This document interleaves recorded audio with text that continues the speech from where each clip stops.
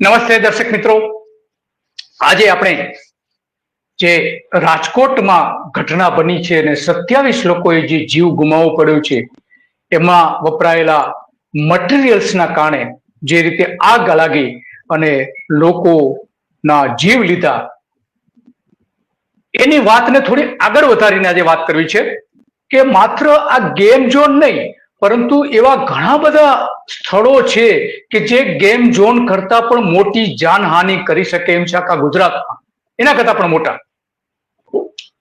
અને એ છે મોટાભાગના જે સિટીની આસપાસ આવેલી કેમિકલ ફેક્ટરીઓ.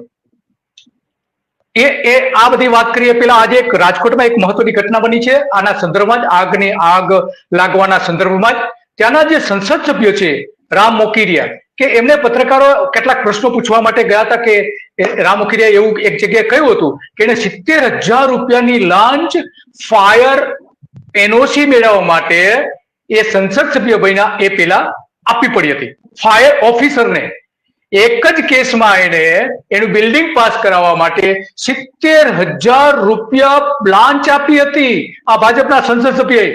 એ આખા જે અહેવાલો આવ્યા હતા અને એના કારણે કેટલાક પત્રકારો એને પ્રશ્નો પૂછવા માટે ગયા હતા એમના ઘરે કે આ તમે લાંચ આપી છે તો શું તમે લાંચનો કેસ એની સામે દાખલ કર્યો તો ખરો? આ પ્રશ્ન સાંભળીને એ એકદમ અકળાઈ ગયા હતા અને એમને કેટલાક આકરા પ્રશ્નો પણ કર્યા હતા.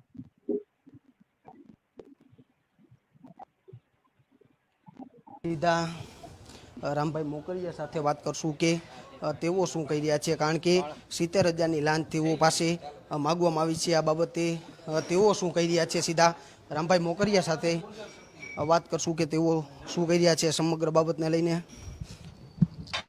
રામભાઈ, તમારી પાસે 70,000 રૂપિયાની લાંચ માગવા મારે નથી દેવો તને જા મારે 70,000 નથી દેવો. 70,000ની મેં તને બોલાવ્યો નથી. 70,000ની લાંચ મેં તને બોલાવ્યો નથી. મીડિયાને જવાબ મારે નથી દેવો જવાબ. રામભાઈ, મારી ઈચ્છાની વાત છે, નથી દેવો જવાબ. હાલે ભાઈ બંધ કર. રામભાઈ નીકળ બહાર, નીકળ બહાર. જે રીતના કેમેરામેનને અત્યારે ધક્કો મારીને બહાર કાઢી રહ્યા છે. આ મારું ઘર છે, તારા બાપનું ઘર નથી. રામભાઈ, કોને કયો છો આવી રીતે? તું જવા દે, બહાર નીકળ ભાઈ. રામભાઈ, આવી રીતે તું મારા ઘરમાં હું કરવા આવ્યો? કોને પૂછીને આવ્યો તું? મારા ઘરમાં કોને પૂછીને આવ્યો તું? તમને હું ઇન્ટરવ્યુ મારા ઘરમાં મારે નથી દેવું ઇન્ટરવ્યુ. મારે ઇન્ટરવ્યુ નથી દેવું. આ મને ખબર છે, આ મારું ઘર છે. પ્રજાના સેવક મારું ઘર છે, મારું ઘર છે. તો આ આખી ઘટના હતી. ઘટના એટલા માટે આજે બતાવવી પડે છે કે આગને લગતી ઘટના જે રાજકોટમાં બની એના સંદર્ભમાં પત્રકારો સંસદ સભ્યોને પ્રશ્નો પૂછવા ગયા હતા કે તમે તમારી જે એનઓસી ફાયર એનઓસી લેવા માટે તમે 70,000 રૂપિયાની લાંચ આપી હતી એવું તમે કહ્યું છે, તો શું ઘટના હતી એ કેમેરા સામે માત્ર પૂછવા ગયા હતા. એમાં આજે ભાજપના નેતાઓ કેવા માનસિક તણાવ હેઠળ આવી ગયા છે, આખી સરકાર કઈ રીતે માનસિક તણાવ હેઠળ આવી ગઈ છે, ફેક્ટરી બોમ્બ પર કેટલા શહેરો બેઠા છે એની ચિંતા કર્યા વગર નાની નાની બાબતોની ચિંતા કરી રહ્યા છે આ નેતાઓ. અને રાજકોટ જેવી ઘટનાઓ જો બને તો શું પરિસ્થિતિ થાય એ અંગેની તમામ વિગતો આજે આપણે કરવી છે. કારણ કે જે 50 શહેરો, ગુજરાતના 50 શહેરો એવા છે કે જે આ ફેક્ટરી બોમ્બ ઉપર બેઠા છે. એ ફેક્ટરીમાં ગમે ત્યારે બ્લાસ્ટ થાય, ગમે તે કોઈ ઘટના બને તો એની આસપાસના વિસ્તારોમાં અત્યંત ખતરનાક પરિસ્થિતિ ઊભી થાય અને હજારો લોકોના મોત થઈ શકે એમ છે. એની ચિંતા સરકારને નથી, બિલકુલ નથી સરકારને ચિંતા. અને એટલા માટે આજે આપણે આ વાત કરવી પડી છે કે ભાજપના નેતાઓ કઈ રીતે દબાણ હેઠળ કામ કરી રહ્યા છે, સંસદ સભ્યો કઈ રીતે દબાણ હેઠળ કામ કરી રહ્યા છે, એ બધું જ આપણે આજે વાત કરવી છે. અને જે રીતે વીટીવીના પત્રકાર સાથે આ રીતનું ખરાબ વર્તન કરવામાં આવ્યું એ કોઈ પણ રીતે એક સંસદ સભ્યને શોભે નહીં. 70,000ની એક બાજુ લાંચ આપે છે ભાજપના જ નેતા અને બીજી બાજુ એના જ અધિકારી જે ચીફ ફાયર ઓફિસર જે છે એને લાંચ આપે છે ફાયરની એનઓસી મેળવવા માટેની. એના જે પોતાના પ્લોટમાં જે ઓફિસ બનાવવાની હતી એના માટે એને એનઓસી માંગી હતી. તો ફાયર ઓફિસર જો આ એક જ કેસમાં 70,000 રૂપિયા ભાજપના નેતા પાસેથી લેતા હોય તો આ તો 50 શહેરોની વાત છે, 50 શહેરોની આસપાસની ફેક્ટરીની વાત છે. તો ત્યાં કેટલું કરપ્શન ચાલતું હશે, ત્યાં કેટલી અરાજકતા હશે. એ ફેક્ટરી જયારે બોમ્બ બની જશે, જયારે એમાં આગ લાગશે અથવા તો બીજી કોઈ ઘટના બનશે ત્યારે શું પરિસ્થિતિ થશે એની આજે આપણે ચર્ચા કરવી છે અને આપણી સાથે ચર્ચા કરવા માટે મહેશભાઈ જોડાયા છે. મહેશભાઈ, તમારો સત્ય ડેમાં સ્વાગત છે તમારું. મહેશભાઈ, આમાં જે આખી રાજકોટમાં જે ઘટના બની, આગની ઘટના, તો આપણે જાણીએ છીએ કે ઘણા બધા શહેરો, ગુજરાતના ઘણા બધા શહેરો એવા છે કે જ્યાં કેમિકલ ફેક્ટરીઓના કારણે ગમે ત્યારે આગ લાગી શકે છે. ગઈકાલે સરકારે જે જાહેરાત કરી કે શાળાએ લઈ જતા બાળકો માટે એની જે વાન છે એ વાનની ફાયર એનઓસી લેવી એવો પરિપત્ર કર્યો છે. તો એનઓસી જોવામાં તો આ કરપ્શન આપવું પડે છે, પૈસા આપવા પડે છે. તો આ આખી ઘટના છે એ બાળકોને લગતી છે, સારો નિર્ણય છે સરકારનો. પરંતુ બીજી બાજુ એવા ઘણી બધી ફેક્ટરીઓ છે મહેશભાઈ, તમે જાણો છો સારી રીતે, અને તમે પર્યાવરણ ક્ષેત્રે તો વર્ષોથી તમારું મોટું યોગદાન છે. ગુજરાત તમારા માટે ઋણી છે, તમે જે કામ કર્યું છે પર્યાવરણના ક્ષેત્રમાં. તો આ જે ફેક્ટરીઓ છે એ શું પરિસ્થિતિ સર્જી શકે એમ છે મહેશભાઈ? હા મહેશભાઈ, તમારો અવાજ નથી આવતો મહેશભાઈ. મહેશભાઈ, તમારો અવાજ નથી આવતો. અવાજ નથી આવતો મહેશભાઈ, અવાજ નથી આવતો. તમારું માઇક મ્યુટ થઈ ગયું છે. માઇક મ્યુટ હશે, જુઓ જોઈ.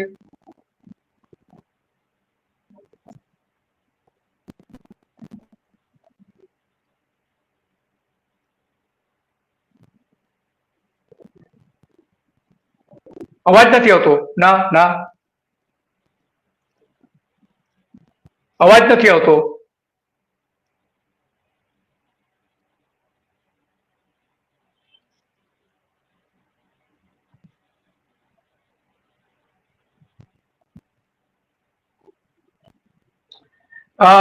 રિસ્ટાર્ટ કરો તમે મહેશભાઈ, રિસ્ટાર્ટ કરો આખો મોબાઈલ, ફરીથી તમે એન્ટર થાવ અને ફરીથી કરો. તો આ આખી જે બાબત છે મહેશભાઈ ને ટેકનિકલ પ્રોબ્લેમ કંઈક છે, એટલે હવે પાછું જોડાશે ત્યારે એમની સાથે આપણે વાત કરીશું.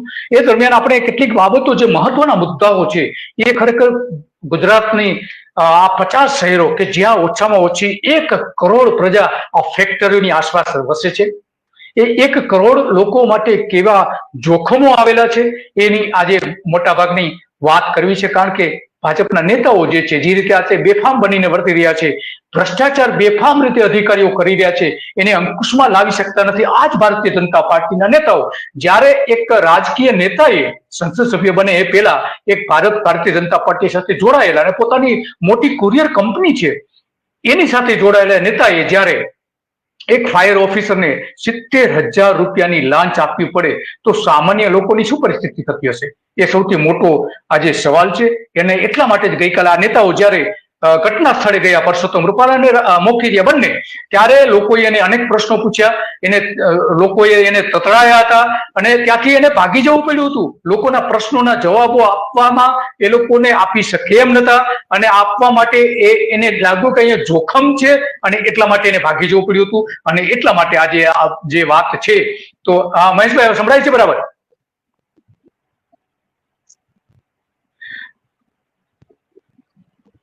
મહેશભાઈ, અવાજ નથી આવતો. અવાજ નથી આવતો મહેશભાઈ.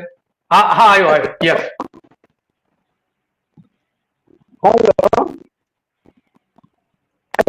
અવાજ નથી આવતો મહેશભાઈ. 48 જેટલી જીઆઈડીસીઓ છે ગુજરાતમાં, એવી જીઆઈડીસી છે કે જે શહેરની વચ્ચે આવી ગઈ છે, અને એમાં આ બધા જોખમી એની અંદર આ ફેક્ટરીઓ આવેલી છે. અને એ ફેક્ટરીઓના કારણે 1 કરોડ લોકો ઓછામાં ઓછા પોતાના જીવ છે એ હથેળીમાં રાખીને જીવી રહ્યા છે. ગમે ત્યારે ગમે તે પરિસ્થિતિ ઊભી થઈ શકે છે. એ આગ લાગવાની અને બ્લાસ્ટ થવાની વાત છે, પરંતુ અત્યારે તો આ 1 કરોડ લોકો જે છે એ પ્રદૂષણનો તો મોટા પાયે ભોગ બની રહ્યા છે. હવાનું પ્રદૂષણ, પાણીનું પ્રદૂષણ અને અવાજનું પ્રદૂષણ, આ 3 પ્રદૂષણમાં આ જ લોકો મોટા પાયે સહન કરી રહ્યા છે. આ ફેક્ટરીઓની આસપાસ અત્યારે જે ઉદ્યોગો જે છે, એટલા માટે એમના માટે સરકારે ચોક્કસ પ્રકારની કાયદાકીય જોગવાઈ કરવી જોઈએ. આ જે ફેક્ટરીઓ છે, હવે પેલા જયારે સ્થપાઈ હતી જીઆઈડીસી 48 જીઆઈડીસી, ત્યારે શહેરથી ઘણી દૂર હતી. હવે એની ચારે બાજુ વસાહતો આવી ગઈ છે. રાજકોટમાં જે ઘટના બની માત્ર એક સામાન્ય આગ કહી શકાય, એક જ સ્થળની આગ હતી, અને એ આગ લાગવા પાછળના કારણો જુદા હતા, પરંતુ અહીંયા તો આ ફેક્ટરીઓ તો એવી ખતરનાક કેમિકલ્સ બનાવે છે કે જો એમાં આગ લાગે તો આસપાસના 1000 કિલો, અમુક કેમિકલ તો એવા છે કે જે માત્ર ને માત્ર જમીનની સરફેસમાં એના વાયુ તરીકે પથરાઈ જાય છે, આકાશની ઉપર જઈ શકતા નથી. આવા વાયુઓ જે છે એ 1000 ચોરસ કિલોમીટરમાં એક ફેક્ટરી મોટા પ્રમાણમાં અસર કરી શકે છે. એ પ્રકારના એના કેમિકલ છે. અને એટલા માટે ઉદ્યોગોની જે ફાયર સેફટી છે એ ફાયર સેફટી માટે પણ સરકારે ઘણી બધી છૂટછાટો આપી દીધી છે. હવે એને એની મંજૂરી લેવી પડતી નથી ફાયર સેફટી માટે. આટલી હદે સરકારે આ જ ફેક્ટરીઓને છૂટ આપી દીધી છે. અને સાણંદમાં એટલા માટે હમણાં જે નવી જીઆઈડીસી સાણંદમાં બની છે કે જે નેનો ફેક્ટરીની પાછળ, ટાટા ફેક્ટરીની પાછળ, તો ત્યાં ઘણી બધી કંપનીઓ એવી છે કે જેને ફાયર એનઓસી બતાવવી પડે છે જ્યારે એને પોતાની ચીજ વસ્તુઓની નિકાસ કરવાની થતી હોય છે ત્યારે, અને એના ઓડિટ રિપોર્ટ્સ જ્યારે આપવાના થતા હોય છે ત્યારે ઓડિટ રિપોર્ટ્સમાં પણ એ એનઓસી આપવી પડતી હોય છે. તો એના કારણે એને ઘણી બધી મુશ્કેલીઓ પડતી હતી. તો આ સાણંદ ઇન્ડસ્ટ્રીયલ એસ્ટેટ જે છે ત્યાં એસ્ટેટ જેનું જે એસોસિએશન છે એને પોતે ફાયર સેફટી ફાયર સ્ટેશન ઊભું કરવું પડ્યું છે પોતાના ખર્ચે. ગુજરાતનું કદાચ પેલું આવું ફાયર સ્ટેશન હશે. અને મલ્ટીનેશનલ કંપનીઓ સાથે જ્યારે વેપાર કરવો પડતો હોય છે ત્યારે આ ફાયર એનઓસી હોવી જરૂરી છે. પણ સરકારે તો ફાયર એનઓસી આપવાનું જ બંધ કરી દીધું છે સદંતર. બિલકુલ નહીં, કોઈ ફાયર એનઓસી લેવાની જરૂર જ નથી ફેક્ટરીઓને. આવું તો કઈ રીતે તંત્ર ચાલી શકે? મલ્ટીનેશનલ કંપનીઓમાં જ્યારે આ નિકાસ કરવાની થતી હોય છે ત્યારે આ કંપનીઓ જે વિદેશમાં એના ડોક્યુમેન્ટ કેટલાક જે રજૂ કરવાના થતા હોય છે એમાં ફાયર સેફટી અત્યંત મહત્વનો મુદ્દો છે. એ ફાયર સેફટીના સર્ટિફિકેટ કોઈ આપી શકતા નથી. એના કારણે નિકાસ પણ ભારતે ગુમાવવી પડી રહી છે. અત્યારે અમદાવાદે ગુમાવવી પડી રહી છે, ગુજરાતે ગુમાવવી પડી છે. આ મલ્ટીનેશનલ કંપની ને વાત છે. પરંતુ સ્થાનિક રીતે પણ જે ઓડિટ કરવા એના હિસાબો ઓડિટ થતા હોય છે, એના ફેક્ટરીનું જે ઓડિટ થતું હોય છે એમાં ત્યારે મોટી તકલીફો ઊભી થતી હોય છે. માનો કે એમને ઇન્સ્યોરન્સ ક્લેમ કરવો હોય, આગ લાગી ઇન્સ્યોરન્સ ક્લેમ કરવો હોય તો પહેલા તો એને ફાયર એનઓસી જોઈએ છે. એ એનઓસી સરકાર આપતી નથી. આ હદે તંત્ર થઈ ગયું છે. નોટિફિકેશન એનું ઇસ્યુ કરેલું છે. આ પ્રકારનું નોટિફિકેશન પણ આ રીતે સરકારે ઇસ્યુ કરેલું છે. આવા જે કેમિકલ છે એ કેમિકલ શહેરની આસપાસના વિસ્તારોમાં મોટા પ્રમાણમાં હોવા છતાં પણ સરકારે આવા સર્ટિફિકેટ એનઓસી આપવાનું બંધ કરી દીધું છે. શહેરમાં આ જે શહેરો છે આપણે જોઈ છે કે જે લાંચ માંગી હતી ભાજપના સાંસદ સભ્ય હતા એ પહેલા, એ જયારે ઉદ્યોગપતિ હતા ત્યારે એના પોતાની બિલ્ડિંગ માટે એ છપાયેલો અહેવાલ આપણે જોઈ રહ્યા છે. અને આજે 50 શહેરો છે એની આસપાસની જે ફેક્ટરીઓની આપણે વાત કરી રહ્યા છીએ એમાં સોલવન્ટ છે, ક્લોરિન છે, નેપ્થા છે, ઇથિનલ છે, ઓક્સાઇડ છે, આવા ખતરનાક જે 5-6 કેમિકલ્સ છે એની તો કેટલી બધી ફેક્ટરી આવેલી છે. સરકારે બધી જ રેડ લિસ્ટમાં મૂકી છે. રેડ લિસ્ટ કહેવામાં આવે છે કે જે અત્યંત જોખમી ફેક્ટરી હોય છે એને રેડ કેટેગરી કહેવામાં આવે છે અને એનું રેડ લિસ્ટ સરકાર જાહેર કરતી હોય છે. એમાં આ બધી મૂકવામાં આવી છે. વટવામાં 7 થી 8 ફેક્ટરીઓ એવી છે કે જે આ પ્રકારના ખતરનાક કેમિકલ બનાવે છે અને એમાં જ્યારે પણ બ્લાસ્ટ થશે ત્યારે વટવાની આસપાસના કિલોમીટરો સુધી વિનાશ સિવાય કશું જ નહીં હોય. આવી તો ઘણી બધી ફેક્ટરી છે. વાપી, વલસાડથી લઈને છેક સુરત, ભરૂચ, અંકલેશ્વર, અમદાવાદ, વડોદરા, રાજકોટ અને ભાવનગર આવી ઘણી બધી મોટા શહેરો છે કે જ્યાં એની આસપાસ આ પ્રકારની અતિ જ્વલનશીલ પદાર્થો જેનો સંગ્રહ થાય છે એમાં એવી ફેક્ટરીઓ છે. આ થોડું પણ કેમિકલ જો એમાં લીક થાય તો એના કારણે માણસ બેભાન થઈ શકે છે. એની સ્કીન જે છે એ ડેમેજ થઈ શકે છે. ગુંગળામણના કારણે મોત થઈ શકે છે. આવા ઘણા બધા કારણો છે. આવી ફેક્ટરી મોટા પ્રમાણમાં થઈ છે અને કલેક્ટર દ્વારા જે ઓર્ડર થયેલા છે એમાં ઘણી બધી ફેક્ટરીઓને સીલ પણ કરી દેવામાં આવી છે. અને એટલા માટે વારંવાર માંગણી કરવામાં આવી છે. વિજય રૂપાણીની જયારે સરકાર હતી ત્યારે એક નીતિ નક્કી કરવામાં આવી રહી હતી. જો કે ફાઇનલ હતું તો નીતિ બની નથી, પરંતુ એવી જાહેરાત તો કરવામાં જ આવી હતી ચોક્કસપણે કે જે શહેરની આસપાસ આવેલા છે જીઆઈડીસી અને આવા કેમિકલના કારખાનાઓ એને દૂરના સ્થળે લઈ જવા. અને સરકાર એના માટે પ્રોત્સાહન નીતિ બનાવશે એવી જાહેરાત કરી હતી, પરંતુ વિજય રૂપાણીને તો હાંકી કાઢવામાં આવ્યા. અમિત શાહ ના જે ખાસ માણસ હતા એને ભ્રષ્ટાચારના કારણે જવું પડ્યું હતું એને. તો એ આખી નીતિ અટકાઈ પડી છે. આજ સુધી હજુ એના અંગેનો નિર્ણય નથી લેવાયો. 4 વર્ષથી જે નવા નોટિફિકેશન જે ઇસ્યુ થવા જોઈએ એ પણ થતા નથી. કોઈ ફેક્ટરીની તપાસ થતી નથી. આ એનઓસી લેવાની જરૂર પડતી નથી. જ્યારે આગ લાગે છે ત્યારે ફાયર ઓફિસરો જાય છે અને આગ લગાવીને આગ ઓલવીને પાછા આવી જાય છે. પરંતુ એ ફેક્ટરીમાં આગની ફેસિલિટી છે કે નહીં, આગ બુઝાવવા માટેની ફેસિલિટી છે કે નહીં, એનું ઇન્સ્પેક્શન જે દર વર્ષે થવું જોઈએ, એના માટે એને એનઓસી આપવી જોઈએ, એ તો બધું બંધ કરી દેવામાં આવ્યું છે. આ જ સરકાર છે લોકોના જીવને જોખમમાં મૂકી રહી છે. આ જ સરકારો, વિજય રૂપાણીની સરકાર હોય, નરેન્દ્ર મોદીની સરકાર હોય, આનંદીબેન પટેલની સરકાર હોય કે ભૂપેન્દ્ર પટેલની સરકાર હોય, આ બધા જ અત્યંત ખતરનાક કેમિકલ ધરાવતી ફેક્ટરીઓ છે. રાજકોટમાં તો ડીએનએ ટેસ્ટ થઈ શકા છે, પરંતુ આ કેમિકલ ફેક્ટરીઓ એવી છે કે જ્યારે પણ આ બ્લાસ્ટ થશે ત્યારે આસપાસના હજારો લોકોના શબ મળી શકશે નહીં, એના ડીએનએ ટેસ્ટ નહીં થઈ શકે એવી હાલત થશે. ભોપાલ કરતા પણ ખરાબ. અને એટલા માટે આ બધી ફેક્ટરીઓને શહેરની બહાર લઈ જવી જોઈએ એવી વારંવાર માગણી થતી આવી છે. વટવા જીઆઈડીસી એસોસિએશન પણ એવું માને છે કે આ ફેક્ટરીઓને બહાર લઈ જવા માટે સરકારે પ્રોત્સાહક નીતિ અપનાવવી જોઈએ. નોરડા અને આસપાસના વિસ્તારોમાં જે છે આવા 48 શહેરો એવા છે કે જે ખરેખર આગની જ્વાળામુખી ઉપર બેઠા છે. આ ફેક્ટરીઓના કારણે, કેમિકલના કારણે આગના જ્વાળામુખી ઉપર ગમે ત્યારે એ બ્લાસ્ટ થઈ શકે છે, ગમે ત્યારે આ વિનાશ નોતરી શકે એમ છે. આવા લગભગ શહેરી વિસ્તારો જે છે એમાં 25% શહેરો એવા છે ગુજરાતના, માત્ર ગુજરાતની જ આપણે વાત કરી રહ્યા છે, 25% વિસ્તારો શહેરો એવા છે કે જે એની આસપાસમાં જીઆઈડીસી આવેલી છે. એની આસપાસ ગુજરાતમાં લગભગ 225 જેટલી જીઆઈડીસી છે, એમાંથી 48 જીઆઈડીસી આ પ્રકારની છે. અને આ જીઆઈડીસીઓમાં લગભગ 68,500 જેટલા એકમો છે, ઉદ્યોગો છે, નાની નાની ફેક્ટરી છે, મોટી ફેક્ટરી છે. 68,500 આટલા મોટા પ્રમાણમાં ફેક્ટરી આવે છે. અને એમાં રેડ કેટેગરીમાં કહી શકાય એવી તો લગભગ 400 જેટલી ફેક્ટરીઓ છે, ઓછામાં ઓછી 400 રેડ ઝોન રેડ કેટેગરીમાં આવતી હોય એવી. અને એટલા માટે આ જે ઉદ્યોગો છે એને બહાર લઈ જવા જોઈએ, વારંવાર માંગણી કરવામાં આવે છે આસપાસના લોકો દ્વારા.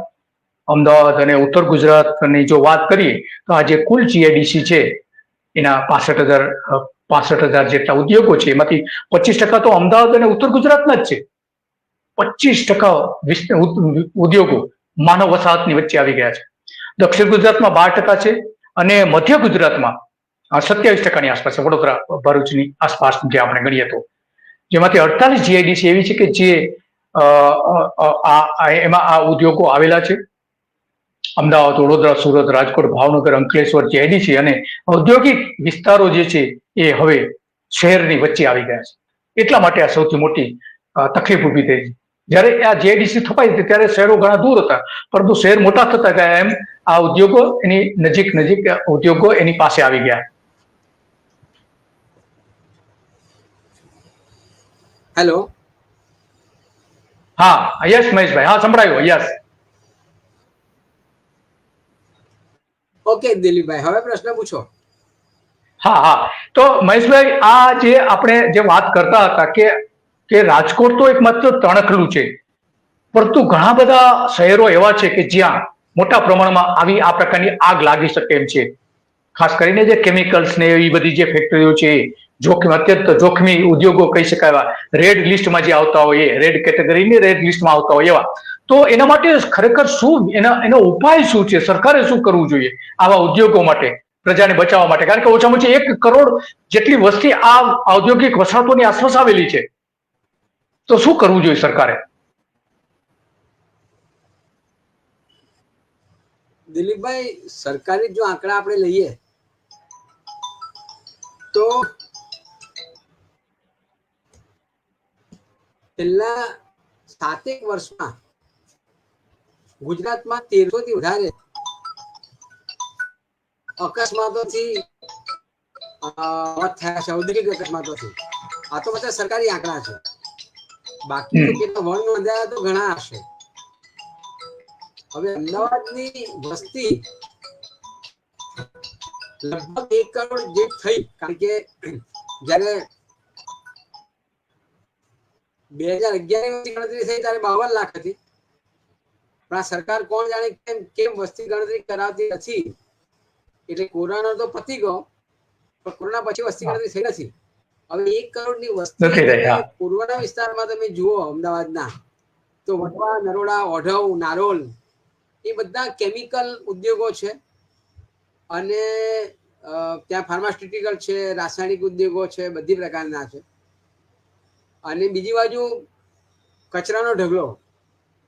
હવે આને જો ગંભીરતાથી નહીં લેવામાં આવે તો મુશ્કેલી થાય, કારણ કે 4-1 વર્ષ પહેલા કિરાના ઢગલાની બાજુમાં એક ગેરકાયદેસર ચાલતા ગોડાઉનમાં ધડાકો થયો હતો, અને એમાં ઘણા લોકો મરી ગયા હતા. પછી નેશનલ ગ્રીન ટ્રિબ્યુનલમાં કેસ ગયો, અને જસ્ટિસ BC પટેલના અધ્યક્ષપદે કમિટી બનાવેલી.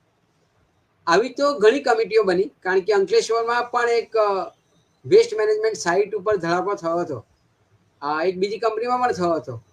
અને વારંવાર નેશનલ ગ્રીન ટ્રિબ્યુનલ કમિટી બનાવે છે, એના પછી ગાઈડલાઈન બહાર પાડવામાં આવે છે. પરંતુ એ ગાઈડલાઈન કે પછી આ જે અત્યારે નિયમો છે, પર્યાવરણ સુરક્ષા ધારાના નિયમો હોય કે ફેક્ટરી એક્ટ હોય, એ કોઈ નિયમોનું એ રીતે પાલન થતું નથી. કારણ કે આપણે વાત કરીએ તો દિલીપભાઈ, આપણે $5 ટ્રિલિયન અમેરિકન ડોલર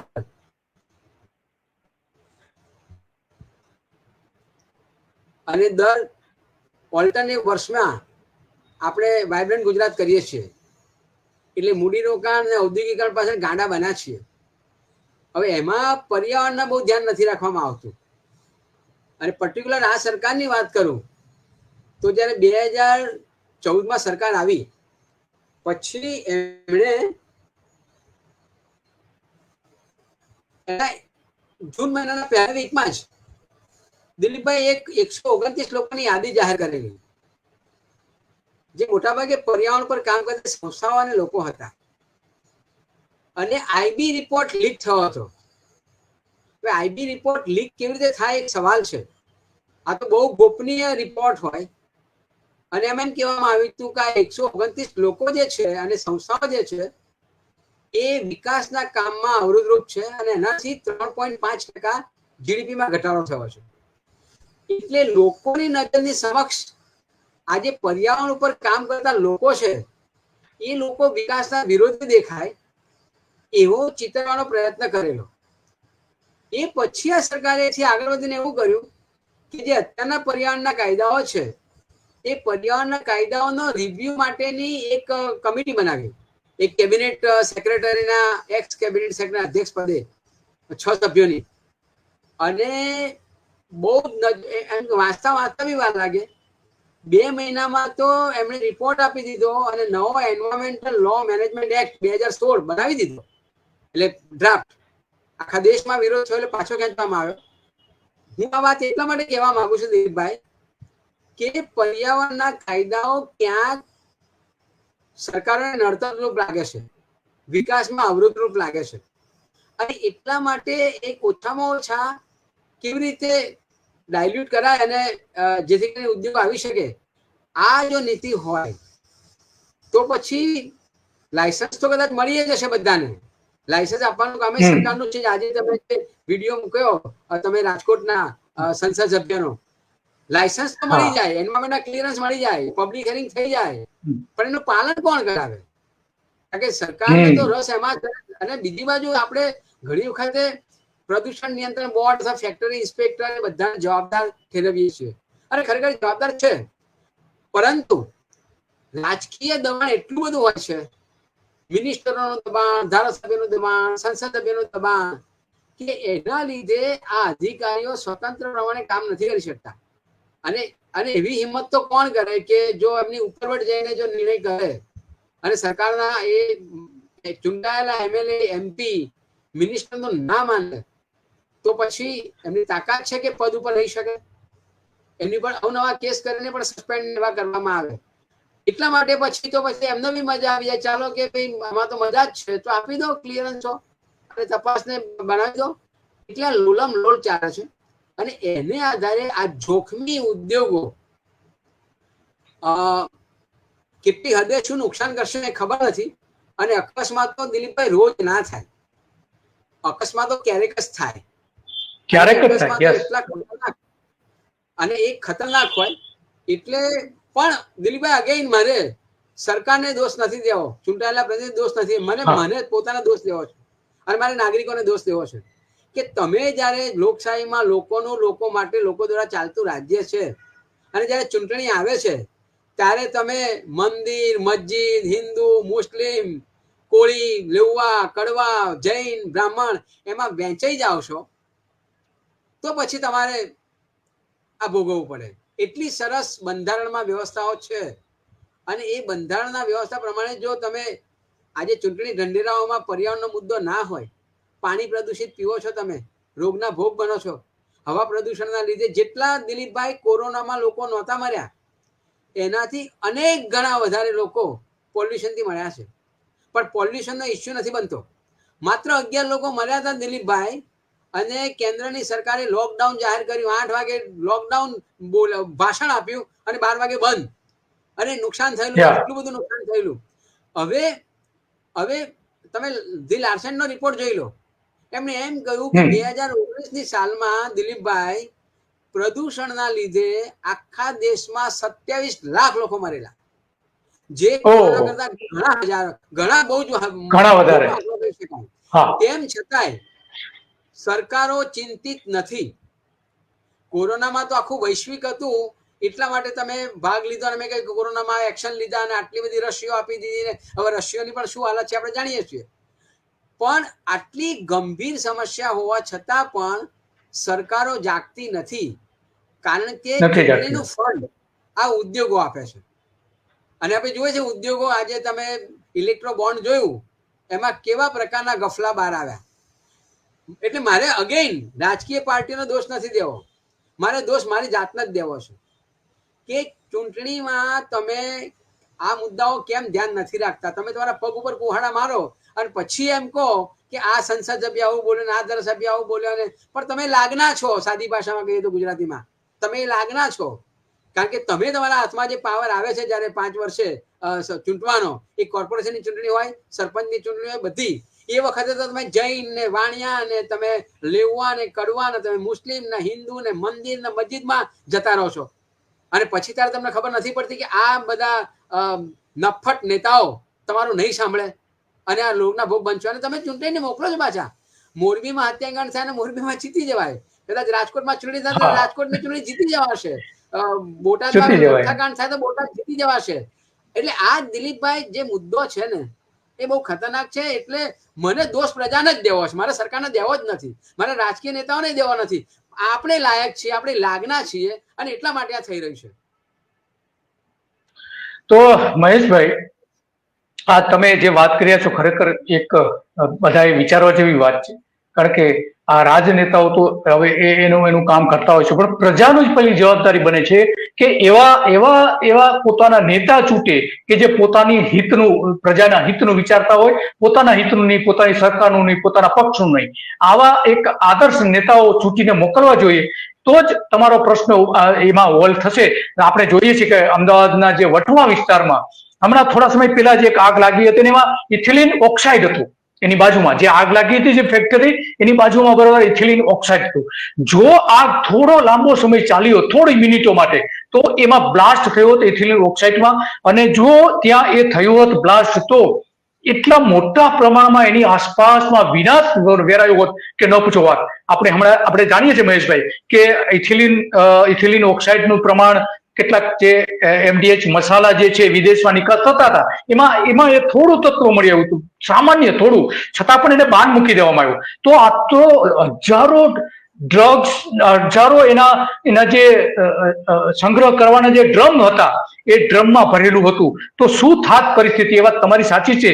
તમે એવા નેતાઓને ચૂંટીને મોકલો કે આ તમારી ચિંતા કરે અને આવા જે ડ્રગ્સ આવા જે કેમિકલ છે, ઇથિલિન ઓક્સાઇડ જે છે એને ત્યાં ન રાખે. આવી તો આખા ભારતમાં 300 ફેક્ટરી છે મહેશભાઈ. ઇથિલિન ઓક્સાઇડ બનાવતી આવી 300 ફેક્ટરી છે. એટલે તમારી વાત સાચી છે. તો શું આ બધા શહેરોની વચ્ચે હવે આવી ગયા છે ફેક્ટરીઓ, તો એનો ઉપાય શું મહેશભાઈ? આ રાજકારણીઓ તો નહીં એને હટાવે, સરકારો તો એને નહીં હટાવે, અધિકારીઓ તો ઈચ્છે કે પ્રજાની વચ્ચે જ આવી ફેક્ટરીઓ ચાલુ રહે. તો એનો ઉપાય શું છે? શું કરવું જોઈએ આપણે બધા ભેગા થઈને? દિલીપભાઈ જુઓ, સાબરમતી, હું ઉદાહરણ આપું છું, તમારી વાત સાથે હું સંમત છું અને એની મુદ્દા પર આવું છું. સાબરમતી નદીના પ્રદૂષણ અંગે 2013 એવું બોલાયું હતું કે સાબરમતી મેને શુદ્ધ કર દી, અબ ગંગા કા બુલાવા આયા હૈ. યસ. ત્યારે આ અમદાવાદના નાગરિકો શું કરતા હતા? એ સાબરમતી રિવરફ્રન્ટને જોઈને ખુશ થઈ ગયા, વૈશ્વિક મોડલ જોઈને ખુશ થઈ ગયા. પણ એ ગ્યાસપુરથી લઈને તે વૌઠા સુધીના 120 કિલોમીટરના પટ્ટામાં જે કેમિકલ ફેંકાય છે, જે અનટ્રીટેડ સીવેજ ફેંકાય છે, એની તરફ કેમ કોઈનું ધ્યાન ના ગયું? અને બીજી વાત એ કે જ્યારે હું આ વાત એટલા માટે કરું છું કે આપે પૂછ્યું કે શું કરી શકાય, એ મુદ્દા ઉપર આવું છું. ત્યારે નામદાર ગુજરાતની વડી અદાલતે આને સ્વયંભૂ એક્શનમાં લઈને સુઓ મોટો દાખલ કરી સાબરમતી નદીના પ્રદૂષણને લઈને. લગભગ 32 જેટલી સુનાવણીઓ આ 2.5 વર્ષમાં થઈ, તેમ છતાં એક લોટો પાણી ચોખ્ખું થયું નથી. અને એટલા માટે જસ્ટિસ પારડીવાળા સુપ્રીમ કોર્ટમાં જતા પહેલા એક છેલ્લી હિયરિંગમાં બોલ્યા હતા કે અમે ગમે તેટલા ચુકાદા આપીશું, પણ જ્યાં સુધી લોક ચળવળ નહીં થાય, લોક આંદોલન નહીં થાય, ત્યાં સુધી આ ચુકાદાઓ એ કાગળ ઉપર રહેશે, એનો કોઈ મતલબ નથી. એટલે લોકોએ જ જાગવું પડે. એક બીજી પણ વાત કરું દિલીપભાઈ, કે હમણાં એક નવી સિસ્ટમ નીકળી છે જે એનજીટીએ જ દાખલ કરી છે, પણ મારો એની સામે થોડોક વાંધો પણ છે. એન્વાયરમેન્ટલ ડેમેજ કોમ્પેન્સેશન, એટલે પોલ્યુટર્સ પે સિદ્ધાંત પ્રમાણે જે ઉદ્યોગ પ્રદૂષણ કરે છે એ ઉદ્યોગના પ્રદૂષણની માત્રા કેટલી છે, કેટલું નુકસાન કર્યું છે, એનું આકલન કરીને એન્વાયરમેન્ટલ ડેમેજ કોમ્પેન્સેશનની એક રકમ નક્કી કરવામાં આવે છે. અને એ રકમ એ જે તે વિસ્તારમાં પ્રદૂષણ થયું એને કેવી રીતે સુધારી શકાય, જે આપનો સવાલ છે એના માટે છે. પરંતુ આ એન્વાયરમેન્ટલ ડેમેજ કોમ્પેન્સેશનની કરોડો રૂપિયાની રકમ ગુજરાત પ્રદૂષણ નિયંત્રણ બોર્ડ પાસે જમા પડી છે, પણ એનો ઉપયોગ થતો નથી. એ સિવાય ગુજરાત પ્રદૂષણ નિયંત્રણ બોર્ડ એક નવી સિસ્ટમ દાખલ કરી છે, જે મહારાષ્ટ્રે પણ કરી છે, અને સેન્ટ્રલ પોલ્યુશન કંટ્રોલ બોર્ડનો એક ગાઈડલાઈન હતી કે ભાઈ જે ઉદ્યોગો પ્રદૂષણ કરે છે અને તમે નોટિસ આપો છો, એ જો બાંહેધરી આપે કે અમે 3 મહિનામાં 6 મહિનામાં અમે આ બધું ઠીકઠાક કરી દઈશું, બોઇલર બગડ્યું તો એ ઠીકઠાક કરીશું, સ્ક્રબર બગડ્યું તો એ ઠીકઠાક કરી દઈશું, એ પછી એ 50,000ની, 50 લાખની, 1 કરોડની, 2 કરોડની બેંક ગેરંટી આપે છે. અને એ પછી કામ ના થાય તો બેંક ગેરંટી જપ્ત થાય છે. આવી બેંક ગેરંટી જપ્ત થઈને પણ કરોડો રૂપિયા પડ્યા છે, એનો ઉપયોગ નથી થતો. એટલે મારો મુદ્દો એવો છે દિલીપભાઈ કે ઉદ્યોગોને મજા આવી ગઈ છે, કારણ કે ભોપાલ મહેશભાઈ, ભોપાલનું આપણી પાસે ઉદાહરણ છે. ભોપાલમાં આજ સુધી એને કોમ્પન્સેશન નથી મળ્યું ઘણા બધા ફેમિલીને. તો એટલે તમારી વાત સાચી છે કે આ બધા ફંડ લઈ લે છે પણ એને સહાય નહીં મળે. યસ. એટલે દિલીપભાઈ મારો એ મુદ્દો છે કે પોલ્યુટર્સ પે સિદ્ધાંત છે, કરે ભરે અને જાણે ગુનો કરે. પણ હવે તો ઉદ્યોગ ગૃહોને મજા આવી છે, કારણ કે જે કમાણી છે બંધ થાય ઇન્ડસ્ટ્રી, એના કરતા તમે 1 કરોડ નહીં 10 કરોડ લઈ જાઓ ને, અમને શું વાંધો છે? એટલે રકમ જેટલી દંડની રકમ આપી એટલે આપો, અમે આપવા તૈયાર છીએ, પણ અમને પોલ્યુશન કરવા દો. હવે આ જે સરકાર છે એમણે એમની ઉપર ગુના દાખલ કરવા જોઈએ, પણ દંડની રકમથી ચલાવી લો છો ને ગુના, અને પછી જ્યારે ગુના દાખલ કરો છો તમે જ્યુડિશિયરી મેજિસ્ટ્રેટ ફર્સ્ટ ક્લાસની કોર્ટમાં, તો ચાર્જશીટ અને એના પુરાવા એવા નબળા રજૂ કરો છો કે એ ઉદ્યોગ હંમેશા છૂટી જાય. આજ દિન સુધીમાં આ દેશના ઇતિહાસમાં એક પણ ઉદ્યોગપતિને 1 દિવસની પણ સજા થઈ નથી. એટલે તમે સમજી લેવાનું કે ઉદ્યોગપતિઓને તો તમે 500 કરોડનો દંડ કરો તો એ ભરવા તૈયાર છે, મોટા મોટા ઉદ્યોગોની વાત કરો તો. એટલે આ માત્ર પોલ્યુટર્સ પેનો સિદ્ધાંત હવે તો એમ છે કે પે એન્ડ પોલ્યુટ, પૈસા ચૂકવો અને પોલ્યુશન કરવા દો. આ હાલત બની છે એટલે કોઈને કોઈ જાતની બીક નથી. એટલે બેફામ રીતે પ્રદૂષણ વધે કે બોઇલર ફાટે કે લોકો મરે એની કોઈને બહુ ચિંતા નથી. અને સરકારો તો હંમેશા નિયમ પ્રમાણે એસઆઈટી બનાવી દે.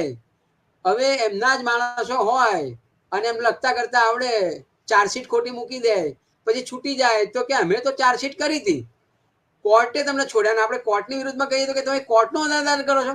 આ કોર્ટ અનાદર કરો છો. યસ, દિલીપભાઈ, તમે જે રીતે ચાર્જશીટ રજૂ કરો છો, લુલી લંગડી ચાર્જશીટ રજૂ કરો છો, એના લીધે કોર્ટે ના છૂટકે એવું કહીને કહેવું પડે છે કે અપૂરતા પુરાવાના અભાવે અમારે જમાનત આપવી પડે છે કે નિર્દોષ છોડવા પડે છે. વાત સાચી. પણ મહેશભાઈ, આપણે આ જે ગુજરાતના શહેરોની ખાસ કરીને વાત કરીએ, તમે જે કહ્યું કે પે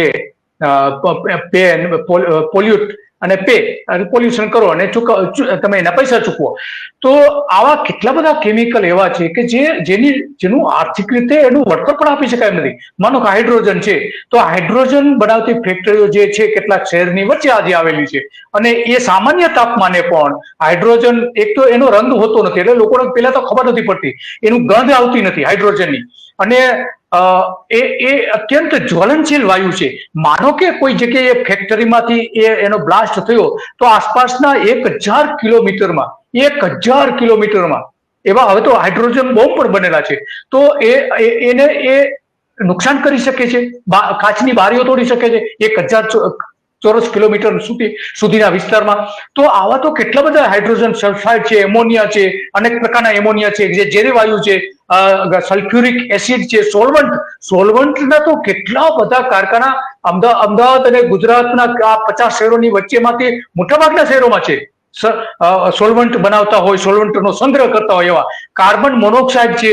તો આવી બધી જે અત્યંત જોખમી કેમિકલ્સ છે એ ફેક્ટરીઓને, તો પછી એનો મતલબ એ થયો કે તમે રાખો ફેક્ટરી ચાલુ રાખો, તમે દંડ ચૂકવો અને પ્રદૂષણ કરો તો અમને કઈ વાંધો નથી. અને જ્યારે આ બધી ઘટનાઓ બનશે ત્યારે તો એમાં હજારો લોકોના મોત થશે, તો એના માટે કોણ જવાબદારી લે છે? આ ઉદ્યોગો લેશે.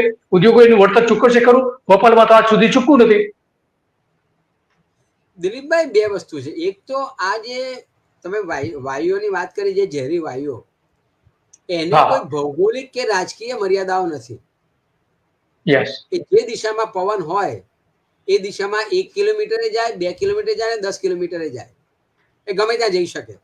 એટલે તમે એમ ના કહો કે આ એલિસ બ્રિજ પોલીસ સ્ટેશનની હદ પૂરી અને વટવાની શરૂ, એવું ના કહી શકો. એ વાયુ ગમે ત્યાં જાય. સવાલ એ છે કે આવા ઉદ્યોગો જે છે ભલે સલામતીના પગલાં લેતા હશે, પણ એમની ઓળખાણ કરીને એવા ઉદ્યોગોને ફર્ધર એક્સપાન્શન ના આપવું જોઈએ. આવી ગયા છે તો આવી ગયા છે, ગુનો નથી, સરકારની ડ્યુ મંજૂરીઓના લીધે આવી ગયા છે. પણ જ્યારે અમદાવાદની વસ્તી 1 કરોડે પહોંચી હોય અને એવા ઉદ્યોગો છે આપણા ત્યાં, તો સરકારે જ્યારે એનું વિસ્તૃતીકરણ કરવામાં આવે એ વખતે રૂક જાઓ ની લગામ લગાવવી પડે. કારણ કે મોટાભાગે દિલ્હીમાં પણ સ્થળાંતરિત થયું હતું અને સુપ્રીમ કોર્ટે સરસ ચુકાદો આપ્યો હતો કે એવા ઉદ્યોગોને બહાર લઈ જાઓ. પણ એ લઈએ ગયા હતા, પણ પછી પાછું ત્યાં એટલી જમાવટ થઈ, કારણ કે તમે ઉદ્યોગો બહાર લઈ ગયા પણ વસાવવાનું કામ તો પછી સરકારનો જ. માનો કે તમે અત્યારે વટવાના કે નરોડાના કે આ ઉદ્યોગોને તમે XY ને Z જગ્યાએ લઈ ગયા, તો ત્યાં પાછા માણસોને વસાવવાનું કામ તો સરકાર જ કરવાની છે. એટલે એ જે ઉકેલ નથી આવવાનો, કારણ કે સરકાર ગમે તેમ, જેમ કે તમે સાબરમતી રિવરફ્રન્ટના જે વિસ્થાપિતો હતા અને જે 2002માં રમખાણોમાં જે વિસ્થાપિત થયા, એ લોકોને ક્યાં જગ્યા તમે આપી? એ લોકોને જગ્યા તમે આપી પિરાણાના ડુંગરની આસપાસ. એટલે હવે તમે એમ કહો કે ના, માનવ વસ્તી દૂર હોવી જોઈએ, પણ તમે તો માનવ વસ્તી નજીક લઈ ગયા. આ તો સરકાર પોતે લઈ ગઈ છે. તો આવી સ્થિતિ થાય છે. એટલે મુશ્કેલી એ છે કે એ પણ થોડું અઘરું છે. એટલે તો મને લાગે છે કે એનો ઉકેલ શું હોય? તો ઉકેલ તો પહેલી વાત એ કે આવા સરકારે આઈડેન્ટિફાઈ કરવા પડે અને એવા ઉદ્યોગોને શહેરમાં હવે ફર્ધર એક્સપેન્શન ના થવું જોઈએ.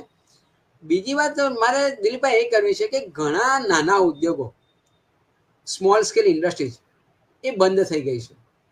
સરકારે ક્યારેક જવાબ આપી દીધી કે અમને બહુ ખબર નથી, એવા વિધાનસભામાં જવાબ આપ્યા છે, પણ સરકારને બધી જ ખબર છે. હવે એ ઉદ્યોગો બંધ થયા, હવે એમાં ગેસની ટાંકીઓ પણ છે, ઝેરી ગેસ વાયુઓ પણ છે. તો જે ઉદ્યોગો બંધ થયા એ ઉદ્યોગોમાં આવા ગેસ લીક થવાની શક્યતાઓ પૂરેપૂરી, કારણ કે એક સિક્યુરિટી ગાર્ડ રોક્યો હશે એની જમીનને સાચવવા માટે. એ ટેકનિકલ એક્સપર્ટ માણસ નથી.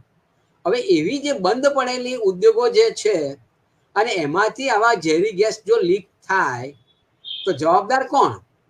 પેલો તો એમ કહેવાનો કંપનીનો માલિક કે મેં તો કંપની બંધ કરી દીધી છે, સરકારને મારું લાયસન્સ પાછું આપ્યું છે. તો કોણ જવાબદાર છે? તો કેમ આ એક કંઈક સંયુક્ત સમિતિ બનાવીને એ જ્યાં જ્યાં ઇન્ડસ્ટ્રીયલ એસ્ટેટ છે ત્યાં આવા બંધ કારખાનાઓ કે જોખમી છે એ બંધ કારખાનાનો અભ્યાસ કરીને એમાં જે આવા વાયુઓ રહેલા છે એને ડિસ્ટ્રોય કેમ નથી કરવામાં આવતા? એ કે બહુ મોટો મુદ્દો થશે. બાકી એમાં તો કોઈ રણીધણી જ નહીં થાય. વળતર ક્યાંથી ચૂકવશો તમે? કારણ કે ગુજરાત સરકારની પોલિસી છે કે ગુજરાત સરકાર કારખાનામાં મોત થાય તો એનું વળતર નથી આપતી. એ ગુજરાત રાજ્ય વીમા નિગમ જે છે આપણું એ નક્કી કરે છે એના ભાવતાલ, અને એ પ્રમાણે જે તે કારખાને ચૂકવે છે. હવે કારખાનું તો બંધ હાલતમાં છે અને આની અસર તો બીજા લોકોને થવાની, બહાર થવાની. કારખાનાનો કોઈ કામદાર નથી, તો આવા વખતે એનું વર્તનનું શું થયું અને એ મરી જશે તો શું થશે? આ મુદ્દો સરકારને વારંવાર લખવા છતાં સરકાર ધ્યાન પર નથી લેતી. તો અત્યંત ગંભીર કહેવાય, કારણ કે ઘણી બધી ફેક્ટરીઓ બંધ થયેલી હાલતમાં છે જ અત્યારે સિટીના, ખાસ કરીને જીઆઈડીસી વિસ્તારોમાં. તો એના માટે કોઈ ચોક્કસ પ્રકારની નીતિ હોવી જોઈએ, એ વાત સાચી તમારી. તો મહેશભાઈ, આ બધા 50 શહેરો અત્યંત જોખમી ફેક્ટરીઓ ઉપર બેઠા છે, એની આસપાસ છે કરોડો લોકો, એક ઓછામાં ઓછા એક અંદાજ પ્રમાણે 1 કરોડ લોકો છે. તો એનો તો અત્યારે તો કોઈ ઉપાય દેખાતો નથી. અવાજ કપાયો દિલીપભાઈ આપનો. આ 1 કરોડ લોકો જે આસપાસ છે જીઆઈડીસી, જે 50 ગુજરાતના 50 શહેરો જે છે, અને સરકારે એવું પણ કહ્યું હતું કે આજે આ 50 શહેરો છે એના માટે અમે એક નીતિ નક્કી કરીશું કે આ જોખમી ઉદ્યોગો છે એને બીજી જગ્યાએ શિફ્ટ કરીને એને વળતર આપીને કોઈ પણ રીતે સેટલ કરીશું, પરંતુ એની નીતિ બનાવીશું એવી પણ જાહેરાત કરી. આજ સુધી જાહેરાત નથી કરી. તો સરકારે આવી કોઈ નીતિ બનાવવી જોઈએ. સરકારે તો ઘણું કરવાનું છે, પણ સરકાર નહીં કરે, કારણ કે ખબર છે કે આ પ્રજા ભોળી છે અને ચૂંટણીમાં મુદ્દો બનવાનો નથી. એટલે સરકાર નિશ્ચિંત છે. એ સરકાર અસંવેદનશીલ છે, એને કોઈના મોતની પડી નથી. અને એવું કહેવામાં આવે એક પરમાત્માનો અવતાર છે અને એમ કહે કે મારી સામે જોજો, મારા ઉમેદવારની સામે ના જોશો, અને એવું જાહેર સભામાં એમ કહે કે તમે આ ઉમેદવારને વોટ આપશો તો હું મજબૂત બનીશ. હવે આ પ્રજા જોવે એ પરમાત્મા કેટલી જગ્યાએ પહોંચશે? કારણ કે લોકલ લેવલે પ્રશ્નો કરવાના છે, પણ લોકોને એવું થઈ ગયું છે કે પરમાત્મા અત્ર તત્ર સર્વત્ર છે. એ મગજમાં ખ્યાલ આપીને આ કરતા હોય તો શું કરવાનું દિલીપભાઈ? એટલે આવી સરકારે તો બહુ વચનો આપ્યા છે, ઘણું કહ્યું છે, પણ મને મારે પોતના જ દોષ દેવો છે કે હું પ્રજા તરીકે નિષ્ફળ છું અને લોકશાહી ભોગવવાને અધિકાર નથી. અને એટલે જ આવા તાનાશાહો કે સરમુખ હત્યારો સત્તા પર ચડી બેસે છે. એટલે મારે ખરેખર સરકારને કે ફરીવાર મારે દિલીપભાઈ આપને વિનંતીપૂર્વક કહેવું છે કે મારે સરકારનો દોષ નથી દેવો, મારે રાજકીય નેતાઓનો દોષ નથી દેવો. એનો ગુનેગાર હું પોતે જ છું, કારણ કે હું એટલો અંત થઈ ગયો છું. અંત થઈ ગયો છે. વાત સાચી. મહેશભાઈ, તમે અમારી સાથે જોડાઈ રહ્યા, ખરેખર સારી વિગતો આપી અમારા દર્શકોને, અને લોકોને એક યોગ્ય દિશા મળી શકે એ માટેની તમે ઘણી બધી બાબતો પણ રજૂ કરી. તમારો ખૂબ ખૂબ આભાર, અને ફરી આવી ક્યારેક બાબતો આ સાથે આપણે મળીશું. મહેશભાઈ, નમસ્તે.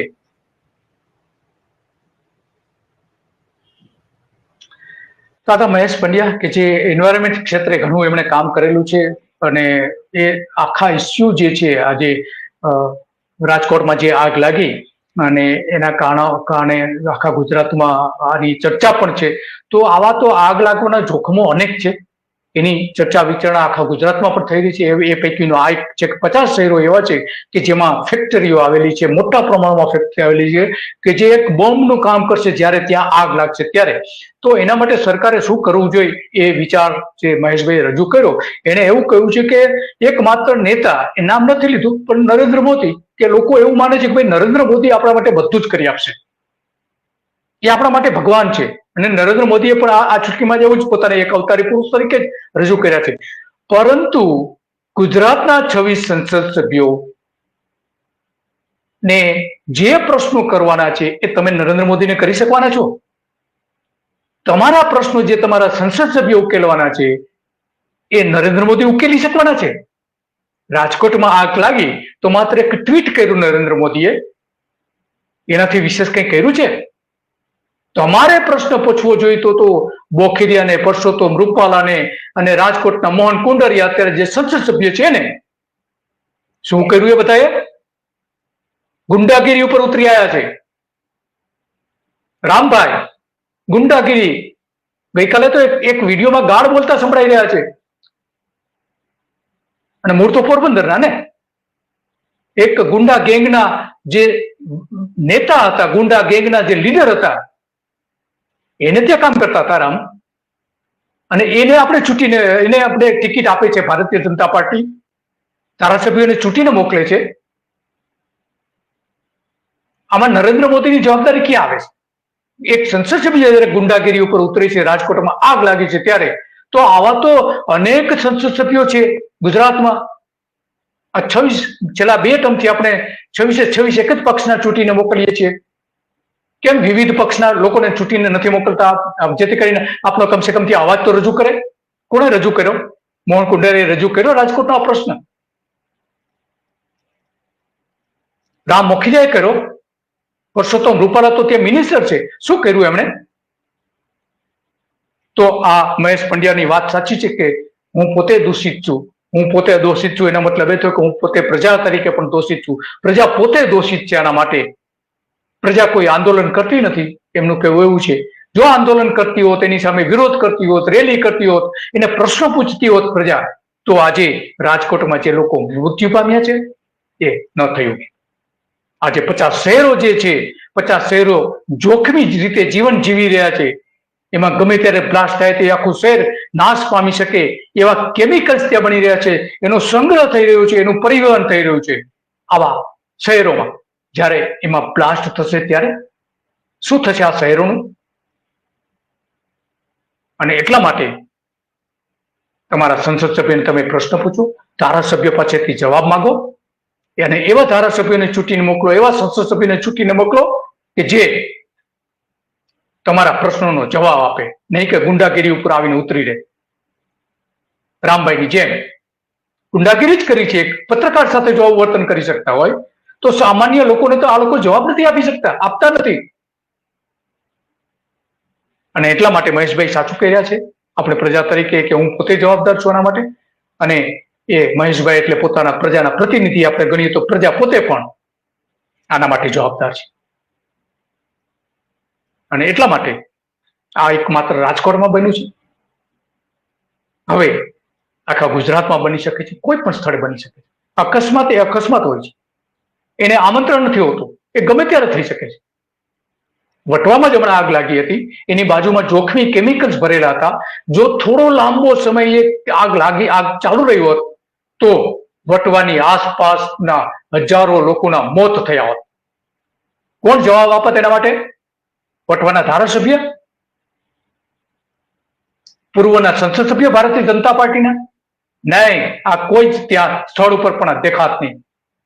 એટલા માટે ગઈકાલે જે રાજકોટની પ્રજાએ આ પરસોત્તમ રૂપાલા અને રામ મોખીરિયાને જે પ્રશ્નો પૂછીને ત્યાંથી ઊભી પૂછડીએ ભગાડ્યા છે, એ રીતે દરેક સંસદ સભ્યોને પ્રશ્ન પૂછવાનો સમય હવે આવી ગયો છે કે અમારી સલામતીનું શું, અમારી આસપાસ જે ફેક્ટરીઓ ચાલી રહી છે એનો ઉપાય તમે શું અમને બતાવો છો, એનો અમને જવાબ આપો.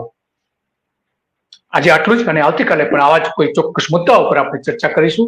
અને તમારા પોતાના પ્રશ્નો જે હોય તો એ સત્ય ડેને તમે જણાવી શકો છો, તમને નડતી મુશ્કેલી તમે જણાવી શકો છો.